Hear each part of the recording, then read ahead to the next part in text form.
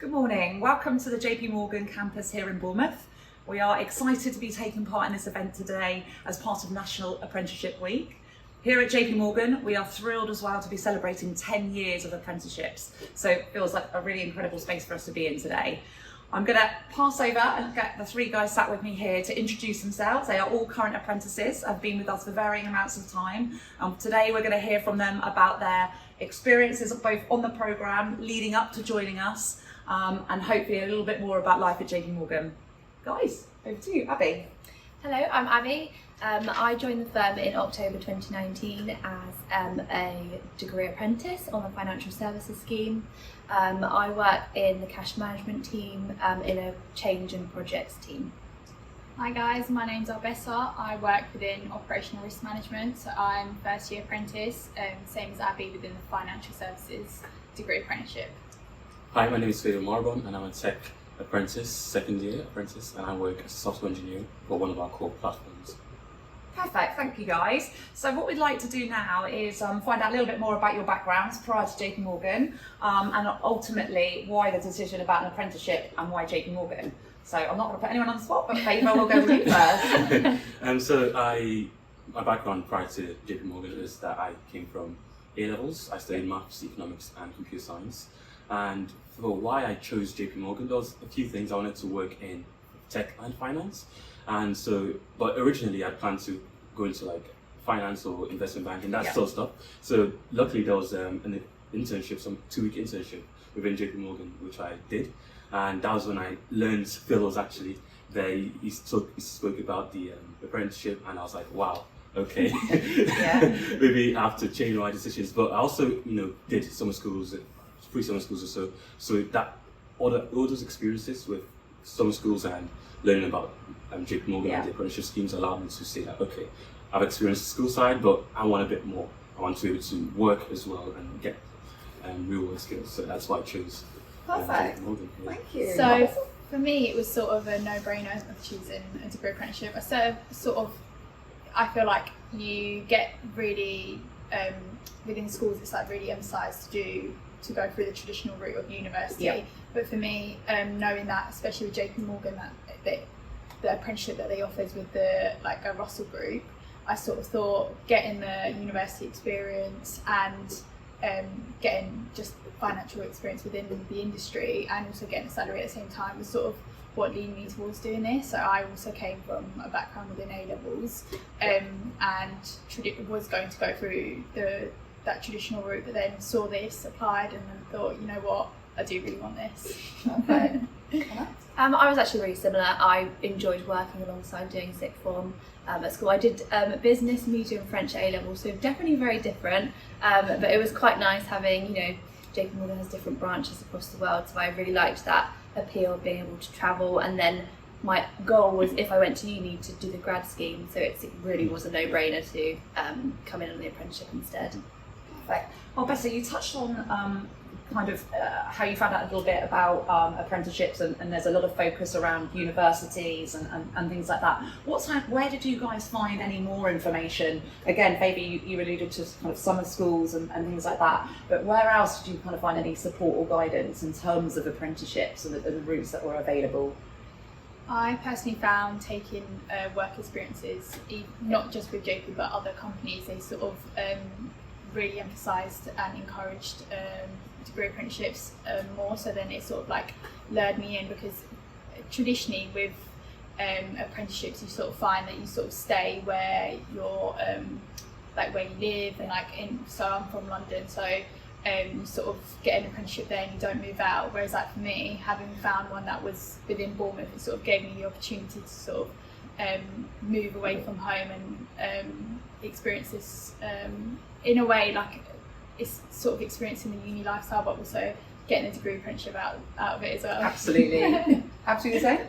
Yeah, I was exactly the same. I found it really difficult to talk to my school about, in my sixth form, about not going to uni. A lot of my friends didn't want to go to uni, but they didn't want to do an apprenticeship instead. So I found it really hard to try and find out the information about that. And Google was my best friend, but also I was lucky enough that I looked from a school locally, and the emerging talent team had done a careers fair and sort of an apprenticeship fair there. So that's how I sort of found out about it all.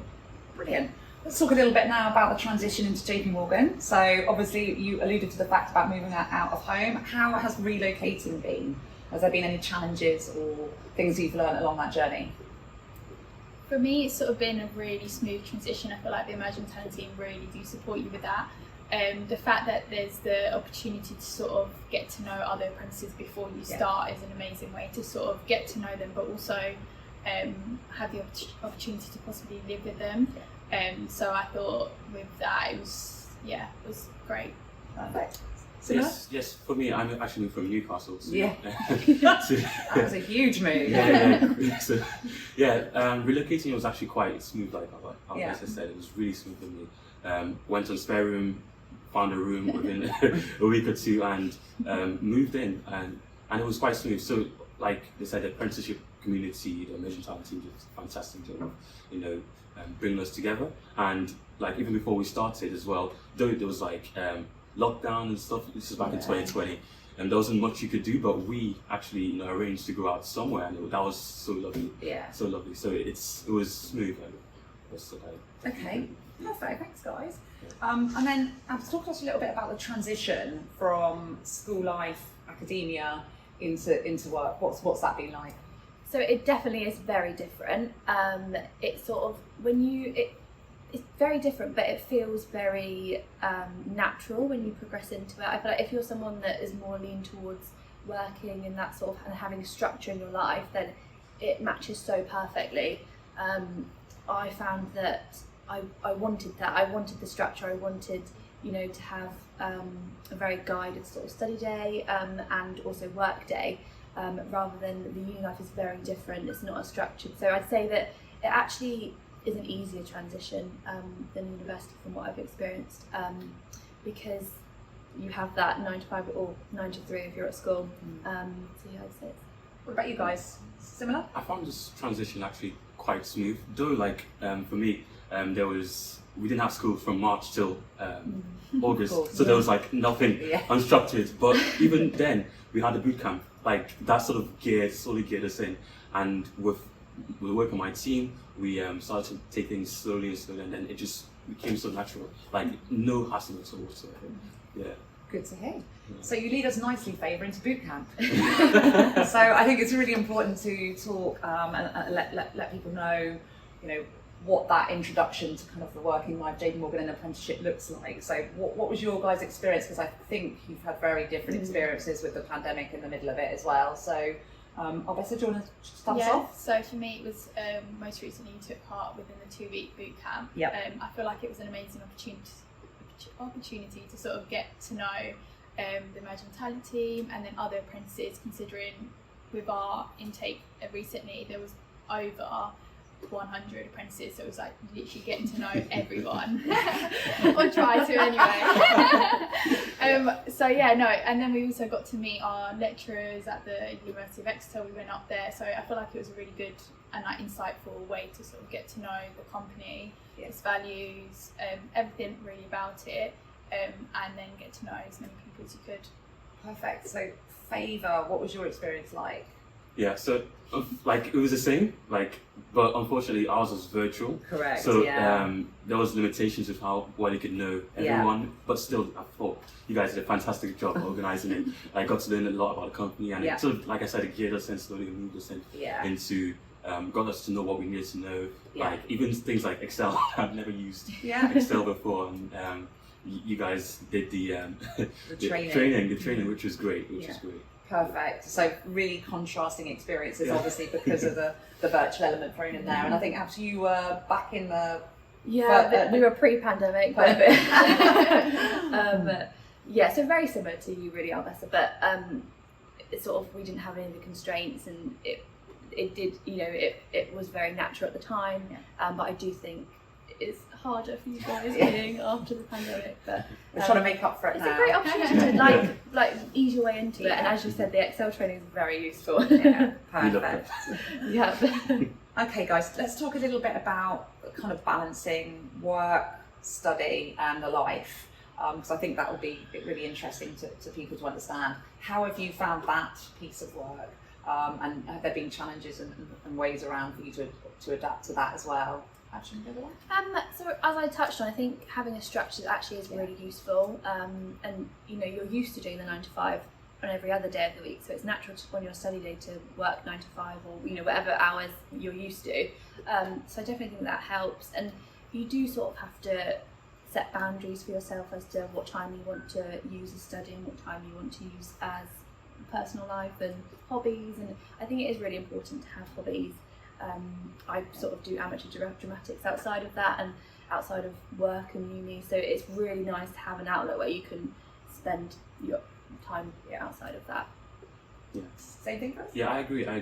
Like she said, there's also within Jpmorgan, there's multiple clubs you can do. So like last week Saturday, I played football with some guys in our team and other teams, and they do badminton as well. And I think it's also important to have, like you said, things outside of work. So I'm a drummer at a local church, which I do on Sundays, which is great. It's great to have that balance, and as well with the apprenticeship community, because there's quite a lot of us. Yeah. Like I enjoy watching a good movie, so we'll organise to go out watch a movie, watch Venom that came out I think last year. so it's having work-life balance is really key. Yeah, it's really key. But it can be done as long as you actually use your assigned time. Like on Tuesdays, which is my study day right now, use your assigned times to study, because if you don't, you have things to catch up on. But it's very possible. There are hundreds of apprentices. They're doing it. You can too. So. Yeah, perfect. Same for you, opposite? Yeah. So likewise for me, I feel like the degree apprenticeship route is definitely a bit more harder than the traditional university route, especially as a first year apprentice and like going forward. But I do feel the opportunities that you get with the degree apprenticeship and sort of working out that balance, sort of you get the experience out of it, which is you're in a much better position that I feel like personally than a traditional person coming out of uni who, unlike us, would have 4 years of experience under their belt. So yeah, I do feel it's just key trying to get that work-life balance. But as soon as you sort of get that, within like the first few weeks, you sort of get through it, and then it's like, there you go. Perfect. Can we talk a little bit about the culture at Jpmorgan as well, particularly as an apprentice? What do you think have you been shocked by anything coming in, or has changed perspective on anything since being, obviously, I guess so you've only been with us a few months, but equally, what have you found around the culture of Jpmorgan? Yeah, so initially, when I did the internship, that was what really shocked me about Jpmorgan. The culture, everyone is so friendly. And it's just a great atmosphere, great vibe. So I was like, I want to be here. I want to be here. And even now, like people come up to me, do you want some coffee? Do you want to go for coffee? Yeah, go for coffee. Yeah, of course. Yeah. So it just little things like that makes this place such an amazing place. That's good to hear. Yeah, 100%. I do feel like I have a really supportive team, and sort of like everyone around you, especially the network that you get. Has been fantastic. Like you sort of come into it and you think, the corporate world and everything, and you're like a bit like wary of it and like how you should be, and sort of like the managers that you might get and whatnot. But for me personally, I think, and many apprentices, it's been such a smooth sailing ride that I think it's been great. Yeah. And Abby, obviously you've been here a little bit longer. Yeah, I think the thing that shocked me at the start was how much people really value apprentices. I think there's sort of a stigma, maybe in other companies or other sort of lines of work, that apprentices are sort of lesser than other people, but really Jpmorgan really values apprentices, and they understand that we're ready with fresh ideas and fresh outlook, so we're really utilised and made the most of, really, which has been great, I think. Perfect. So let's talk a little bit about jobs, without going into too much detail and scaring people that are listening to us. But how have you found kind of bedding into your roles, not coming from little or no experience at Jpmorgan? How have you managed that? For me personally, as soon as I started, we got quite a lot of training, or like I was the first apprentice on my team, which I thought initially when I was a bit like, oh my god, because there's quite a few apprentices that you join and you have older apprentices in your team, but I feel like being the first apprentice, it's sort of it was an amazing experience, and the training that was available Yeah. and made readily available just for me, sort of like interim was a great way to sort of like get into it and Yeah. and Start to understand the yeah, role. exactly. Yeah. Yeah. So for you guys, yeah? Yeah, I worked with an apprentice in my team already, so as you said, there's an old apprentice, which was so useful for me, and I really think that shows the variety between the different teams. There's so many different teams, and you could have like loads of apprentices, you could have one, you could have none. Yeah. So I think having that person really, really helped me, and to be honest, I'm still learning. 3 years in or 2 years in, I'm still learning new things literally every day, so it keeps it interesting. But No, definitely. Yeah, I agree. Like I said, and Abby as well. Like you do get the training initially, which was for me was great. And also, there's also like things like there's also like what do you call it, like training sessions as well that you can do. So we had one like organized by an apprentice on Outlook, how to use Outlook, like small things like that. Yeah, How to make use a Outlook, difference. not even code. How to use Outlook. It was really useful, really useful. So and there's opportunities. People are very willing, like I said, the culture people are very willing to help you. You ask them for questions, they'll spend like 30 minutes or an hour to help like explain things. So it's a great atmosphere for learning and Brilliant. No, that's great, guys. Thank you so much. So while we're sort of thinking about kind of apprenticeships in general, what sort of tips would you give to people who are now at that point in time where they're trying to make decisions about the next step? What kind of tips or thoughts would you give to them? I would say the thing that stands out the most is your passion for either studying, for doing an apprenticeship, for the finance side, or for sort of working in a bank. I think the passion will get you through anywhere. So I think that's such a important trait to kind of display, and just being keen and ready to learn. Anything different?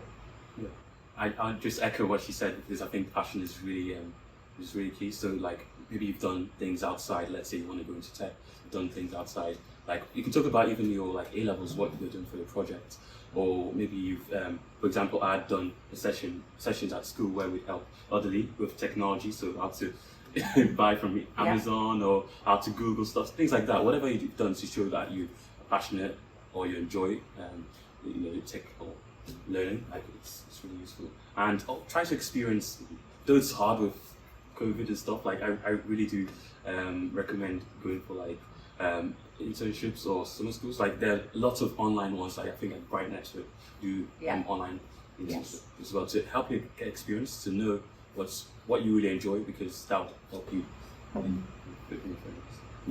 Yeah, no, I 100% agree. I feel like particularly within degree apprenticeships, if it's something that personally, if I was going to take a degree within finance anyway, so if you know you're going to go down that route, you might as well be open to applying for a degree apprenticeship and sort of really immersing yourself with all the different sides of it, and like finding out why you're actually passionate about it and why you want to do it. So there are loads of ways to do that. So loads of online free courses that you can undertake that will sort of help you, and also help you stand out really amongst other candidates. Okay, I don't think we could finish without talking about the selection process. So you've obviously given a few tips there around how to kind of demonstrate your passion and commitment for a programme. What, from each of you, maybe give us a tip or some hints around a particular part of your selection process that you maybe found more challenging? Put you on the spot there. It was a long time ago for me. I It was know. 3 years ago. It's still there in the back of your mind. I know it is. Sorry. No, I'd say particularly finding out sort of like the business principles and embodying them is also like a great way to show that you would be a perfect candidate within working within Jpmorgan. So it's bearing that in mind. But I'd say the biggest tip would just be yourself. You can't get through the assessment centres or the countless interviews you go through without sort of being your true self. And honestly, I think another tip really is also practicing your interview skills and conducting a lot of like mock interviews, whether that be with applying to other apprenticeships or like doing practicing with your family and friends, I feel like it's a great way to sort of prepare yourself to any sort of question that might come up, it be random or specific. We like to throw random questions at you, don't we? Yeah, I agree. Be yourself, because I get questions here and there, like I just say, be yourself and try to show your passion or your interest, because that's what we're looking for. We don't expect you to have worked at Google, no, but just show that you have interest in it, however way possible. And like Augusta said, do practice. It could just be, for example, the video interview for me was the most challenging one. Yeah. And so just get a laptop or a phone and just look at the camera, record yourself and try to answer why Jpmorgan or why an apprenticeship, like your interest in finance or your interest in technology, and just watch it again and see the mistakes you make. That'll really help you. Yeah. Perfect. I would say enjoy it, which I know is like really difficult. I know, because you will be stressed, but I feel like I personally found the insight evening the most enjoyable for me. And at that point, I was like, I really want to work here because I really enjoyed it and I let myself enjoy it. So I think that from that point, that was sort of the pivotal moment. I was like, this is where I want to work, and I think that really shone through in the way that I kind of spoke about it. Fantastic. Well, I think we pretty much could probably sit here and talk for another couple of hours, but we're going to have to wrap it up. So, for Eva, Augusta, and Abby, a massive thank you for coming along and sharing your experiences today as well. We really hope it's had an impact for people listening. So, thank you from us at Jpmorgan. Thank you. Thank you.